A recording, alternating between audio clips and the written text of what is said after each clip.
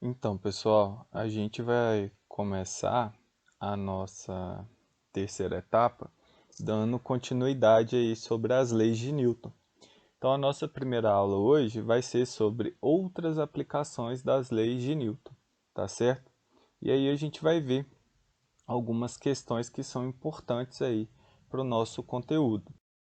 O primeiro ponto que a gente vai abordar na aula de hoje é sobre a força elástica. Bem, a força elástica é aquela que se deve à elasticidade e à deformação dos corpos. Por exemplo, quando a gente aperta uma bola de borracha, né? É um exemplo da força elástica, porque a força com que aplicamos faz com que ela se deforme. E quando a gente deixa de aplicar essa força, a bola volta ao seu formato inicial.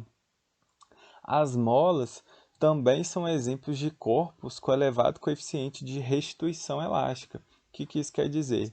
Quando a gente comprime ou distende uma mola, ela diminui ou aumenta de comprimento enquanto a ação de determinada força. Então, se a mola não for deformada, isto é, se não perder sua capacidade elástica, ela retorna ao seu comprimento inicial quando a força deixa de ser aplicada, tá certo? Bem, experimentalmente, constatou-se que duplicando a força aplicada em uma mola, a deformação duplica. Como também triplicando o valor da força, a deformação triplica e assim sucessivamente. Isto é, a intensidade da força ela é diretamente proporcional à deformação. Então a gente tem a seguinte equação, né, para a gente obter a força elástica, em que F é L, é a intensidade da força elástica, K é a constante elástica da mola e X é a deformação sofrida pela mola, que seria o alongamento ou encurtamento da mola. É importante mencionar que K, essa constante aí, é uma característica da mola e depende do material que é feito e das dimensões, tá? E a unidade de medida que a gente vai utilizar para a força elástica é Newton, tá certo? Bem, um exemplo aí da presença da força elástica seria a balança de molas. Aqui, a medição com a mola em newtons depois de considerar, aliás, considerando, né, a aceleração da gravidade local e desta forma é possível a gente determinar o valor da massa correspondente. Então, pessoal, a balança aí, por meio da balança e considerando o valor da gravidade local, a gente consegue determinar o valor da massa correspondente. Por quê? A gente não sabe que peso é igual a massa vezes a gravidade. A partir do momento, então, que a gente tem essa equação, a gente pode isolar o valor da massa. Então, fica massa é igual a peso sobre a gravidade. E utilizando aí a balança, a gente vai conseguir obter o valor em newtons, que é referente ao peso, dividido pela gravidade, a gente consegue obter a massa aí, por exemplo, de uma pessoa utilizando uma balança de molas. Então aí a gente utiliza o que? A força elástica. Um outro exemplo é o dinamômetro. Ele é constituído por uma mola acoplada a uma escala graduada. Então, no dinamômetro, a gente considera um dinamômetro ideal é quando a massa da mola ela é desprezível quando comparada com o sistema todo em estudo. Então, num dinamômetro ideal, são aplicadas duas forças de mesma intensidade, uma em cada extremo. Além disso, é possível identificar a intensidade da força aplicada. O dinamômetro ele vai transmitir essa força para o outro corpo com o qual interage. Nesse caso, por exemplo, aqui a gente pode ter um dinamômetro em uma parede. Então, o que vai ocorrer? Essa força presente que está presente no dinamômetro, ela vai passar aí para o outro corpo que ele está interagindo.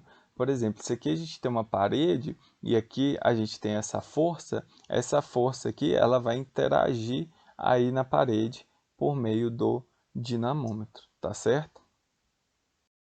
Bem, pessoal, o outro tópico da nossa aula de hoje é o plano inclinado, tá? Ele representa situações em que a força-peso e a normal não apresentam a mesma direção. Então, olha só, a direção da força-peso, ela continua aqui na vertical. E a direção da força normal, ela é perpendicular ao plano de apoio aqui, ó. Ela faz um ângulo de 90 graus com o plano aqui de apoio. Então, essa aqui é a força normal, tá certo? Para obter a força resultante que age no corpo na direção do movimento, nós vamos decompor essa força peso aqui, tá certo? Bem, como que a gente vai fazer isso? Aqui, ó, a gente tem a força peso, né? Nesse sentido aqui.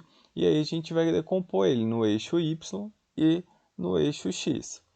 Como que a gente calcula a intensidade aqui dessa força peso? Ó, a Px aqui nessa direção e sentido aqui, ela é dada por peso vezes seno de alfa, tá? E o Py, que é a decomposição nesse eixo aqui, é peso vezes o cosseno de alfa, tá certo? Então, na direção das forças normal aqui e Py, a gente pode concluir que não ocorre movimento, né? Ou seja, esse bloco ele está deslizando para cá, então ele não está se movendo nem para cima e nem para baixo. Então aqui não tem movimento desse bloco. Então a gente pode concluir que a força normal é igual à força peso da componente y aí, que é dada por peso vezes cosseno de alfa, tá certo? Outra observação é que na direção do movimento há força resultante Px, né? Portanto, a intensidade vai ser Px é igual a massa vezes a aceleração, né? Que é a que a gente aprendeu lá da segunda lei de Newton, que força resultante é massa vezes aceleração. A única força resultante aqui que está na direção do movimento é a componente aqui Px. Então, Px é massa vezes aceleração. Só que o que é Px? É P seno de alfa. Então, a gente substituiu aqui, vezes, que é igual a massa vezes aceleração. Só que o que é peso, pessoal? É massa vezes a gravidade, tá certo? Com isso, a gente pode cortar, né, o m, a massa de cada lado, e a gente conclui, então, que a aceleração é igual a gravidade seno de alfa. Então, a gente percebe que é, essa fórmula aqui independe da massa, tá certo? Independente da massa aí, a gente vai utilizar aí essa equação, tá? Bem, pessoal, outro ponto que é importante a gente falar é sobre a força de atrito, né? Quais são os exemplos aí comuns da força de atrito? Seria um violino friccionando suas cordas, ou então também um terreno aqui sendo arado, né? A primeira característica da força de atrito, né, é que ele desfavorece o movimento e deve ser reduzido o máximo possível. Além disso, se manifesta quando os corpos em contato se comprimem mutuamente e há arrastamento ou tendência de arrastamento entre eles, tá? Então, olha só, a gente tem tipos de atrito, o atrito estático e o atrito cinético, tá certo? Olha só, a gente tem uma figura aqui, vamos falar agora, vamos começar a falar do estático, né? O que isso quer dizer? A gente tem essa ilustração com um homem empurrando uma caixa, né? E aqui ele está fazendo uma força, né? Nesse sentido aqui. E aí a gente vê que tem a força de atrito aqui, que é contrária a essa força. Então, olha só, a caixa ela se mantém em repouso pela ação da força de atrito, que se manifesta quando há uma força F agindo. Ou seja, à medida que a intensidade dessa força F aumenta, também aumenta a intensidade da força de atrito, fazendo com que a caixa fique em repouso. Ou seja, né, a força de atrito ela vai ser igual a essa força F sendo aplicada aqui. Agora, quando essa caixa estiver na iminência de escorregar em relação à superfície, teremos a máxima intensidade da força de atrito. Ou seja, a força de atrito máxima vai ser exatamente igual a essa força F aqui. Contudo, vai chegar um ponto que a caixa ela vai começar a escorregar. E isso vai ocorrer quando essa força aqui ela for maior que essa força de atrito que está presente aqui. Então, olha só, pessoal, a força de atrito máxima, né, que representa quando a caixa ela estiver na iminência de escorregar em relação à superfície, né, ou seja, ela está quase escorregando, a gente tem que a força de atrito máxima é igual a μ e vezes N, em que esse μ e aqui, esse ezinho representa que é o atrito estático, tá? E μ, então dessa forma esse μ e aqui é o coeficiente do atrito estático e ele é adimensional, ou seja, a gente não tem nenhuma unidade de medida para esse coeficiente aqui, tá certo? O outro tipo de atrito é o cinético. Ele se caracteriza a partir do momento em que a intensidade da força solicitante F atinge valor superior à força de atrito máximo. Então, a força de atrito cinético vai ser igual ao μc, que representa cinético, vezes a normal aí, N, tá certo? E aqui esse μc, como eu falei, ele é o coeficiente de atrito cinético e também é adimensional.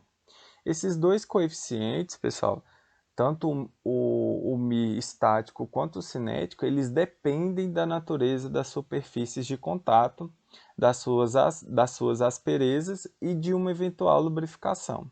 Não depende da área da superfície de contato, tá? E esse coeficiente aqui, cinético, né, ele não depende da velocidade dos corpos em contato, tá certo? Então são algumas observações aí sobre a força de atrito, né? O cinético e o estático. Então, pessoal, olha só, a gente definiu então o que é o atrito estático, né, e o atrito cinético, né? Agora a gente vai falar sobre a influência da resistência do ar. A influência da resistência do ar, ela pode ser representada por essa equação aqui, ó, força, esse res aqui é de resistência, tá? É igual a K vezes V elevado a N. Então aqui, esse F res aqui é a intensidade da força de resistência oferecida pelo meio, tá? O V é a velocidade do corpo, o K é a constante que depende do fluido e do formato do corpo, e esse N aqui, em geral, é um valor que se coloca 1 ou 2. Mas aí no exercício ele vai te falar qual que é o valor que você tem que aplicar para N, tá certo?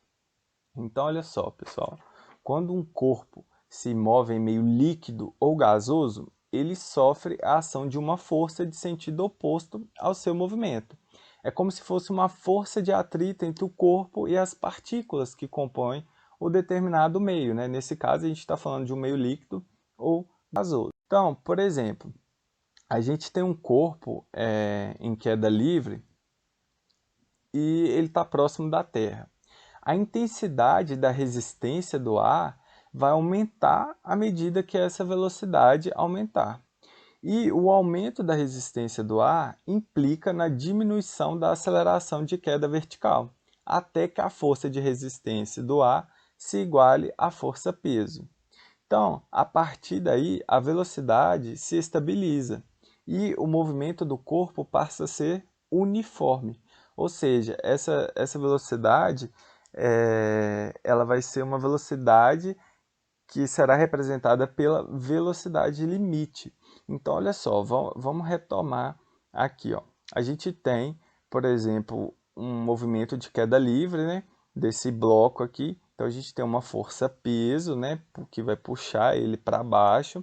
E aqui a força de resistência, porque vai haver, né, à medida que ele vai caindo, vai ter uma resistência, né, fazendo com que puxe esse bloco, entre aspas, para cima.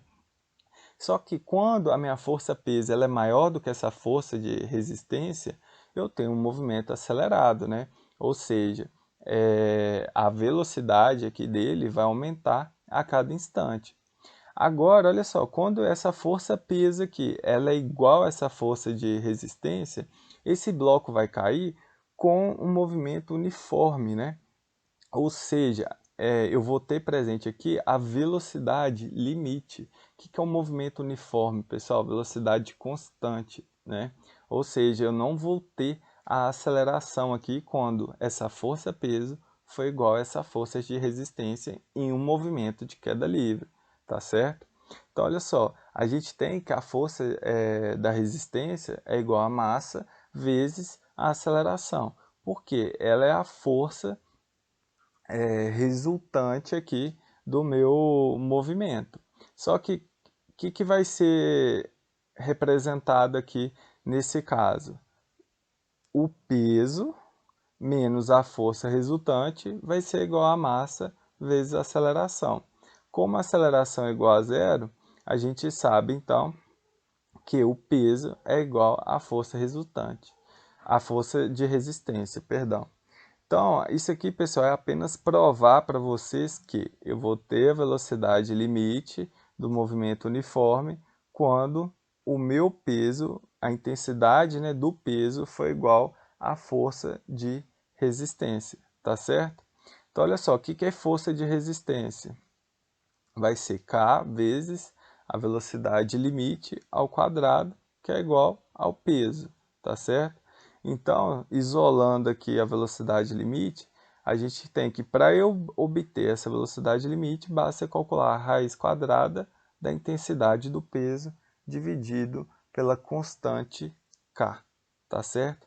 Então, isso aqui, pessoal, é só para vocês entenderem, né, a situação quando eu tenho, né, a representação da velocidade limite em um movimento de queda livre, que é quando o peso é igual à força da resistência, tá certo? Que é o que a gente obteve aqui.